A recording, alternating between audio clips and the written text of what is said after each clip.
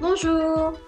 Dans ce nouveau tuto, nous allons passer aux formules arithmétiques, c'est-à-dire l'addition, la soustraction, la multiplication et la division.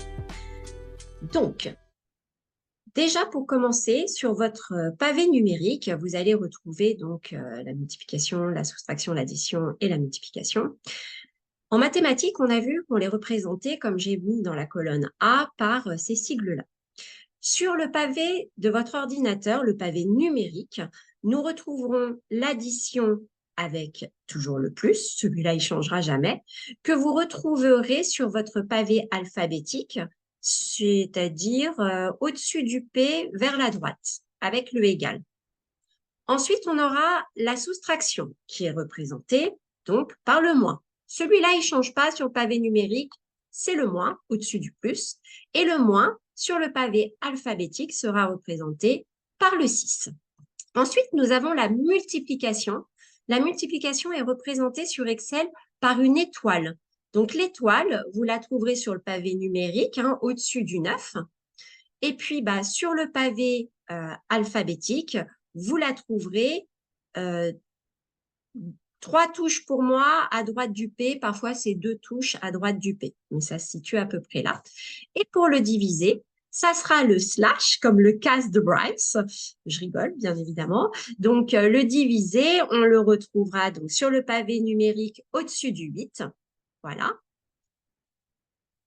au-dessus du 8. Et sur le pavé alphabétique, en dessous du L et du M, par contre, faites attention de bien être en majuscule. C'est pareil, pour le plus, il faudra être en majuscule. Voilà. Déjà, ça, c'est une première chose. Maintenant, nous allons passer aux formules arithmétiques. Alors, je vais taper en A1 le chiffre 10 et en dessous le chiffre 5. Si je vous dis 10 moins 5 égale 5, vous vous dites « Waouh, Mélanie, elle est forte en mathématiques ». Eh bien, dans Excel, ça ne va pas fonctionner de la même manière. Sur la calculatrice, on tape 10 moins 5 égale. Eh bien, sur Excel, on va procéder autrement. Alors déjà, je me mets toujours là où je souhaite obtenir le résultat. Donc moi, en l'occurrence, c'est dans la cellule A3. Et je commence toujours ma formule par le sigle égal. Le égal que vous retrouvez au-dessus du P vers la droite, en minuscule. Donc je lui dis égal. Et là, au lieu de taper 10 comme sur la calculatrice, je vais avec ma souris cliquer dans la cellule A1. Donc, je lui dis, tu me calcules A1 moins, donc je fais mon sigle moins quelle cellule? Moins la cellule A2. Donc, je clique dans la cellule A2. Je suis contente de ma formule, eh bien, je vais la valider avec la touche Entrée de mon clavier. Et de ce fait, il va me calculer ma soustraction. En fait, si je me remets sur la cellule A3, que je regarde ce qui se passe dans ma barre de formule, il me dit bien qu'il a fait égal à 1 moins A2. Donc, j'ai créé un lien, si vous voulez. Donc, si je modifie le chiffre 10 et que je le passe en 12, eh bien, il va me modifier mon résultat dans la cellule A3. Et ça, c'est la base d'Excel. Si vous avez compris ça, j'ai envie de dire, vous avez tout compris. Bon, alors, il y a des choses, ça sera un peu plus compliqué, mais c'est quand même la base. Maintenant, je vais mettre en B1, on va en faire un autre. Je vais taper, par exemple, 20. Je valide entrée.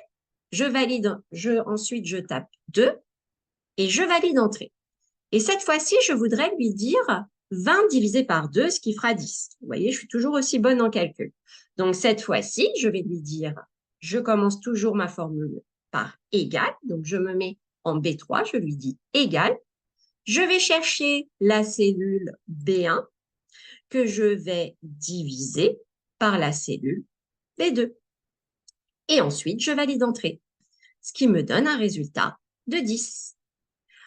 Maintenant, je vais passer à une multiplication. D'accord? Donc, je vais taper 420, je valide entrée, et je vais taper le chiffre 12. Alors, cette fois-ci, je voudrais faire 420 multiplié par 12. Alors là, je fais moins la maline parce que, évidemment, je ne sais pas combien ça fait de tête. Donc, je me mets en C3, là où je souhaite obtenir mon résultat. Je lui dis égal.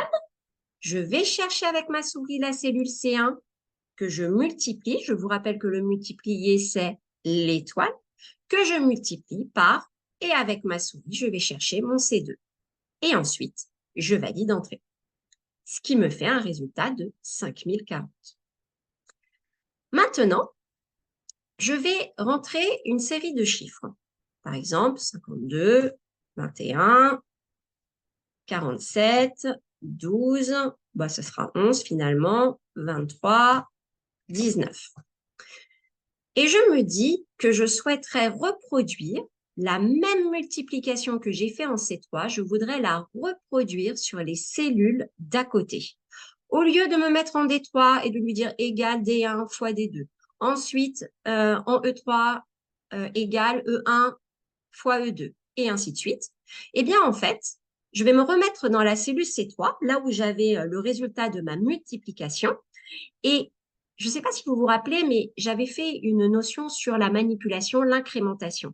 Eh bien, en bas à droite, j'ai un petit carré qu'on appelle la poignée de recopie. Et en fait, je vais me mettre dessus et je vais obtenir une croix noire. Je vais prendre cette poignée, je vais maintenir le clic enfoncé et je vais glisser vers la droite pour incrémenter ma formule. C'est-à-dire qu'en fait, Excel va recopier la formule vers la droite. Et là, vous imaginez, waouh quoi! En fait, on fait un calcul, on prend sa poignée, on tire et c'est fait. Pas besoin de refaire les calculs à chaque fois. Eh bien, ça, c'est la base d'Excel. Et je vous assure que nous allons voir d'autres notions qui seront faciles comme nous venons de le faire. J'espère que ce tuto vous a plu. Moi, je m'amuse bien en tous les cas. Eh bien, je vous souhaite une bonne journée et je vous dis à bientôt. Au revoir.